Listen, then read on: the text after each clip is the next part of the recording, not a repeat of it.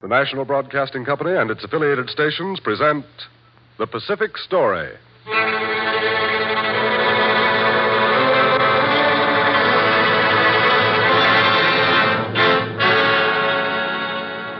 In the mounting fury of the world conflict, events in the Pacific are taking on ever greater importance.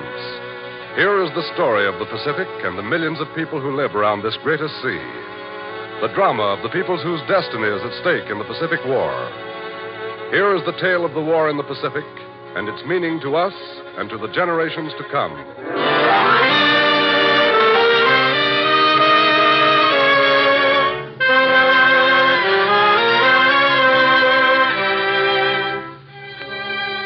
The Pacific Story comes to you tonight from Hollywood and New York as another public service, with drama of the past and present and commentary by the celebrated author, for many years a resident and student of China, Pearl Buck.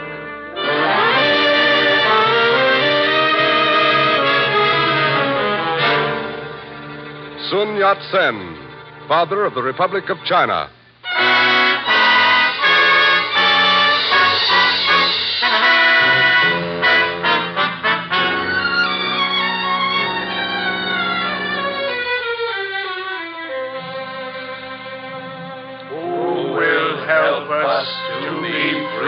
This is the voice of the Chinese people. Who will help us to be free? Out of the bosom of China rose one who was destined to lead the way. Sun Yat Sen! Sun Yat Sen! Sun Yat Sen!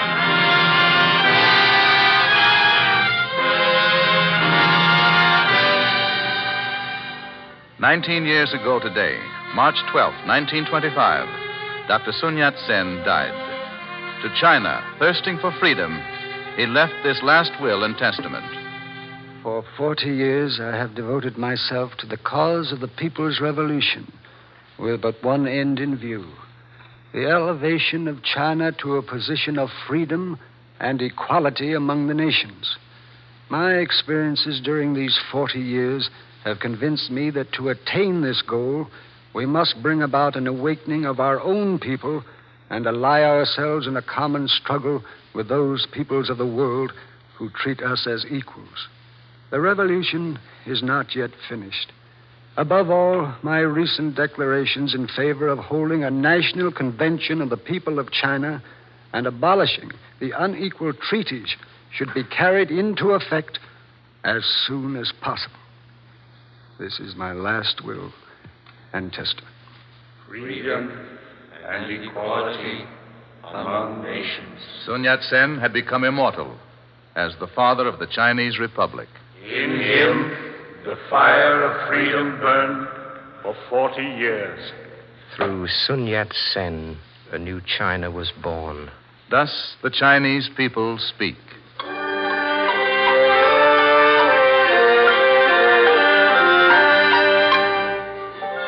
We saw him preaching the revolution while he was a medical student in Hong Kong.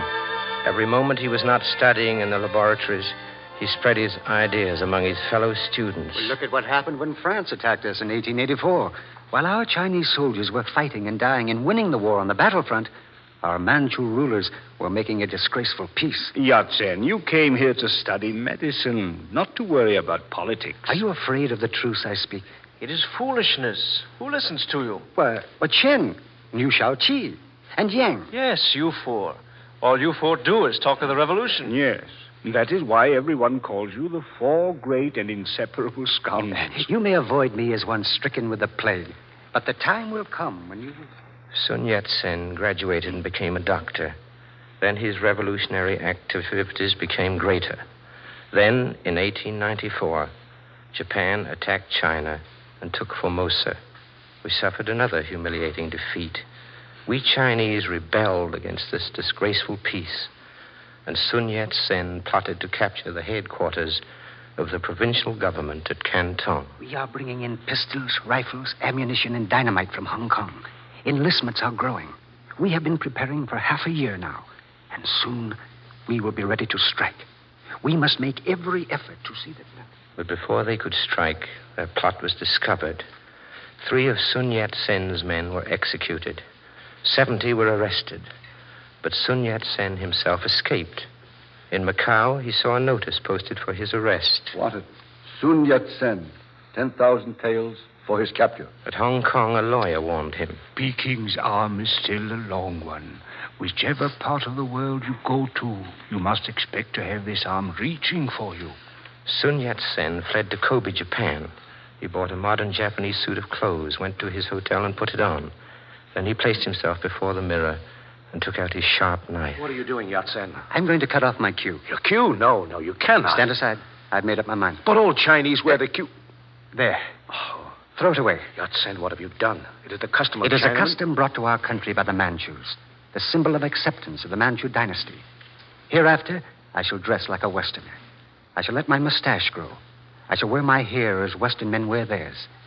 I shall never again accept the rule of the Manchus.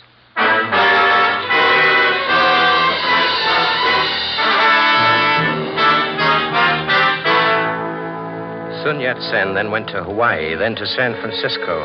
He was changed indeed, but not enough.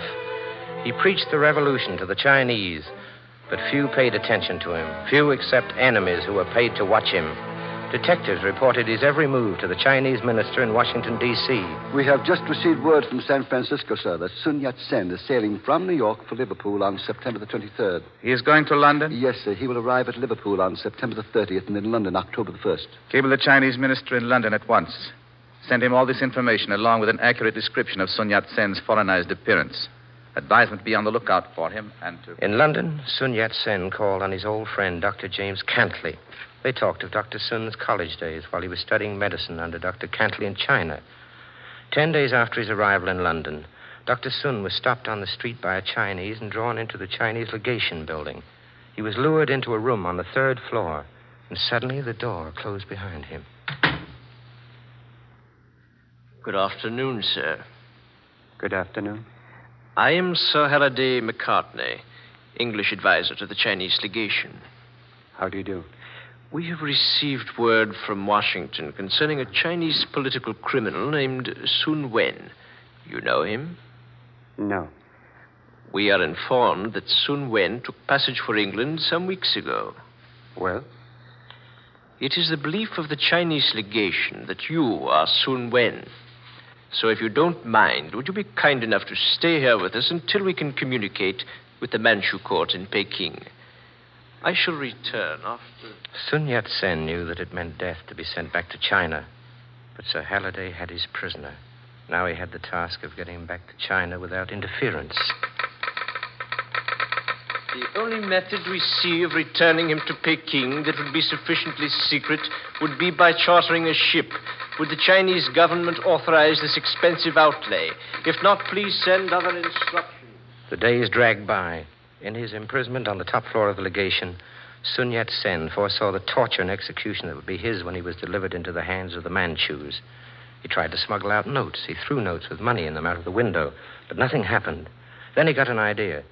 Dr. Sun was a Christian, and as such, he appealed to the English servants who brought his food. So you see, just as the Sultan of Turkey wishes to kill all the Christians of Armenia, so the Emperor of China wishes to kill me because I am a Christian. Blimey. Is that right? You wouldn't wish me killed because I am a Christian, would you? That I wouldn't, no. My life is in your hands.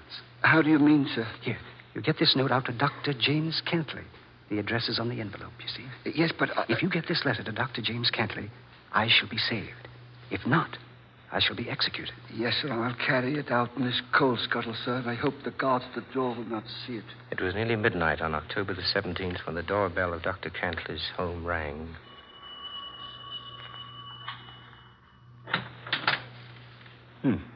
Strange. I could have sworn I heard the doorbell ring.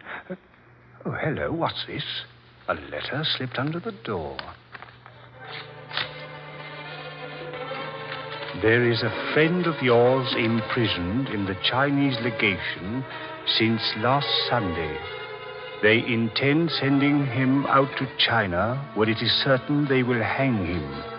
I dare not sign my name, but this is the truth, so believe what I say.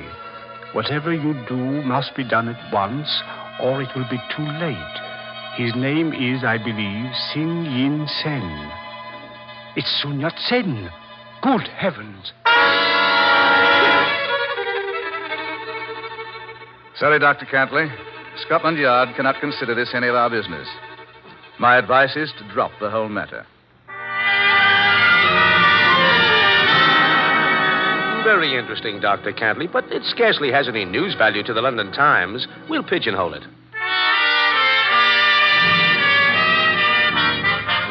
You may call our procedure red tape, Dr. Kentley, but in the Foreign Office, such matters must go through certain channels. Therefore, Dr. Cantley, this court must deny a writ of habeas corpus for the said Dr. Sun Yat-sen. Dr. Cantley, I'm a reporter from the Globe. Yes? I just got a tip on this Chinese they're holding prisoner at the legation, and of your efforts to free him. Do you mind telling me about him? Come in, sir. I'll tell you all about it.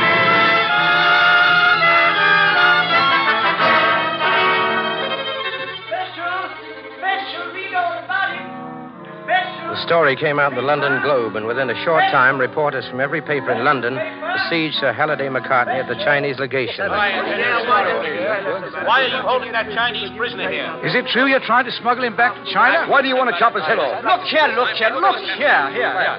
One at a time. Yes, we're holding him here, but of course we're going to release him. There was no other way. Dr. Sun was released. The next day, the sum of £6,000 was cabled from Peking to send Sun Yat-sen back to China.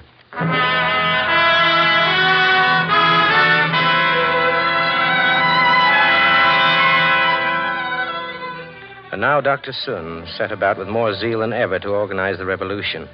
He traveled widely, dressed in his plain, cheap clothes. He lived with friends or in cheap rooms. He ate in cheap restaurants. He looked worn and weary, but everywhere he went, he gathered Chinese about him and preached the revolution. We must model the new government on the American government. A republic with the people voting. We are ready to tear down the throne of the emperor. The people are ready. But the foreign powers, will they stand by the Manchus? Yes, of course. They have fattened themselves on the empire. Concessions, loans. They plot to partition China. We must succeed without them. Partition China? Never. We must overthrow the Manchus by force. With no army? The government has no army either. For once, I'm glad the old empress spent the money given her for a navy to build a palace for herself. The government has no navy. Neither have we. We have the people. They are on our side, millions strong. Are you steadfast? Forever. I need money. We will get it for you. Do not think of money. I am only a laundryman, Dr. Sun. I have not been home to China in 20 years. What is this? All I have saved in 20 years to take me home. I want to give it for a new China. How much money do you need, Dr. Sun? How can I tell? I am a merchant. Whatever you need, count on me. And on me. I am a merchant, too. Count on me. Here is my pledge. Here is my money. Here is mine. Take it all. Take my money. We saw him everywhere. In Hong Kong, Hawaii, French Indochina, Japan, and the Malay States, the Dutch Islands, in New York, San Francisco, Philadelphia. In Brussels, Paris, Berlin. He gained the support of secret societies in China and abroad. And while he worked, our revolution rolled up with terrible power. In October 1911... Kill the Manchus! Kill the Manchus! Hunt them out of their palaces, the lazy, greedy Manchus! Kill more Manchus! Kill her! Hunt them out of the city! Kill them! Kill them! Kill them!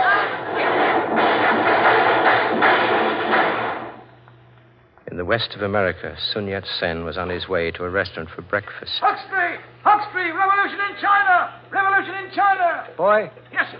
paper, please. Thanks. Wu Chang, taken by revolutionists. It has come.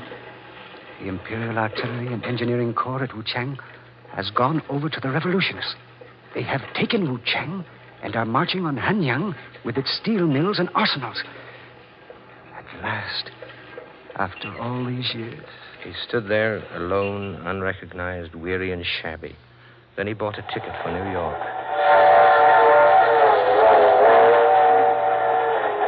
As he traveled eastward, he followed the